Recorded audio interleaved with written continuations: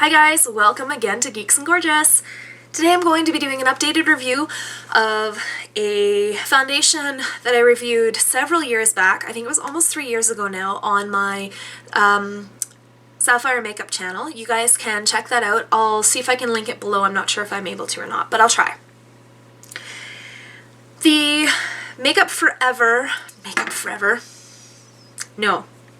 Christian Dior, Diorskin Forever, see they both said Forever, foundation is one that I purchased several years ago. I had bought it because I went to the Bay when I was getting ready for our wedding. I signed up to their wedding registry at the Bay, and with that you get a free makeover at the Dior counter, so I thought, what the heck, might as well do it. So when I went in,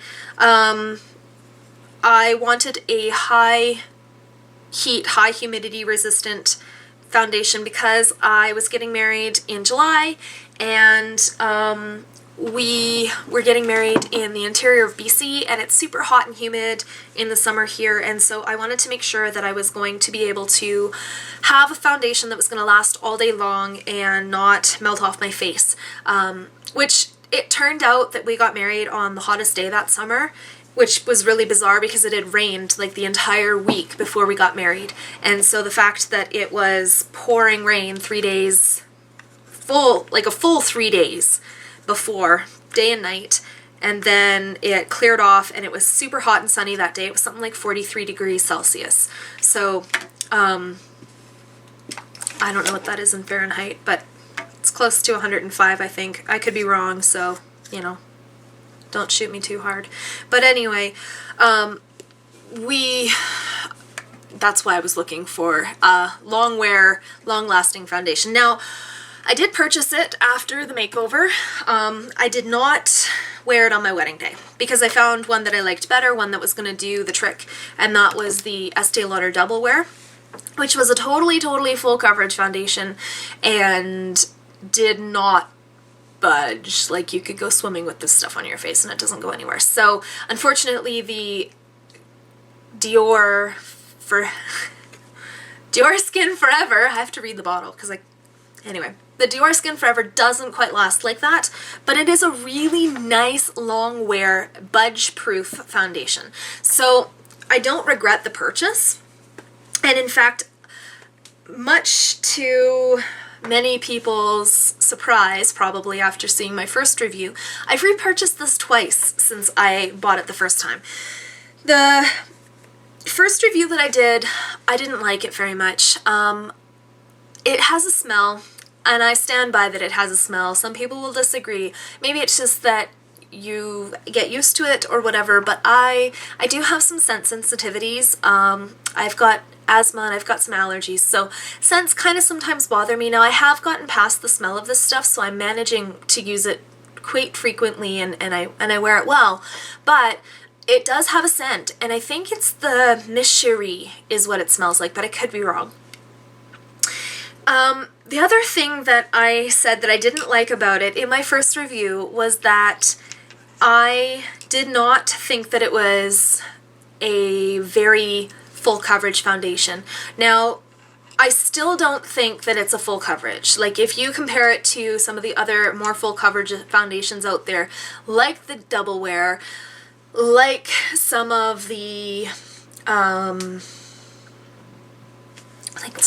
ones that I've got, the Vichy Derma Blend that I did a review on, the Cover Effects cream foundations, those are definitely full coverage foundations. I would say that this is medium.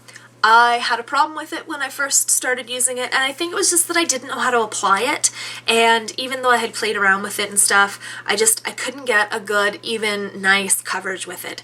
So what I said then was that it was a medium coverage, and that, or sorry, a light to medium coverage, and that I didn't think that it would hold up well for a lot of people. I like it now. I really like it now, having repurchased it twice, 2 bottles, so I do like it. I still say that it's a medium coverage. I don't think it's a full coverage. I'm wearing it today. I do see that it has mostly covered my flaws, mostly covered my blemishes, but I can still see I've got a mark over here. You can see that. I've got some stuff on my chin. So you do see some of the blemishes, but it's still better than a light coverage. So I give up. I admit it's good. Now, as far as the color that I wear, this time of year I am a number 10, 010, and I think, I don't remember, there was a name when I ordered from did I order from Sephora? No, I think I ordered this from the Bay online, and I purchased my second bottle at the Bay store. So I'm number 10 in the winter, and in the summer I go really dark. I go number 20. Middle of summer, number 20. If I need a little extra, I just add a tiny bit of bronzer. I'm kind of like a vampire. I don't like the sun, so I wear, you know, SPF 50 primer on my face in the summertime. Anyway, I'm going to show you guys what this looks like on the skin. So here's a drop, and it comes with a nice pump applicator. Alright, so I would do usually 2.5 to 3 pumps. This was just one pump. I'm going to show you guys. So you can see it blends out really nicely. Now this is a pretty thick layer, so you can see that it's quite a heavy coverage. I'll put a pump of the number 20 on the other side. Okay, other finger to blend it out. So yeah, you can see how dark I get in the summertime, hey? Anyways, I like this stuff now. It dries down to a semi-matte finish, not completely matte. It's not dewy, but it's more of a satin, I guess. More of a satin finish. If I want to matte it out, then I just put on a really nice finishing powder or something over top, blotting powder, whatever, and I matte it out that way. It does have a little bit of flashback because it does have SPF 25. So if you're taking a lot of flash photography, I would say just be careful that you don't have a primer underneath with SPF in it as well, and use a tinted powder when you're going to powder down over top, and then that way it'll mostly take care of the flashback on it. This does have, like I said, SPF 25. So what I did notice is that, okay, so I bought the 20 back in the summer, and this has 2.37% titanium dioxide and 4% octinoxate. So it's UVA and UVB protecting. The new stuff, which you can see the sticker, okay, it's got stickers over top. Yeah, this new stuff has 2.37% titanium dioxide and 4% ethyl hexyl methoxycinnamate. I'm not sure what the difference is. I'm not sure why they changed. So I just noticed that today when I set up to do the review. So I'm gonna have to maybe check out why the change. I do know that, or I do note that on the bottom of the bottle, the newer stuff has an expiry date and the older stuff didn't, so that's a good thing. So now you know when you got to use your stuff up by, so that's kind of cool. This is airline friendly, as are most foundations. It's 1 fluid ounce or 30 milliliters. It is glass, so it's a little heavier a bottle. It's got a pump in it, and I think the pump's pretty good. Like, you can get to the very, very end of this stuff.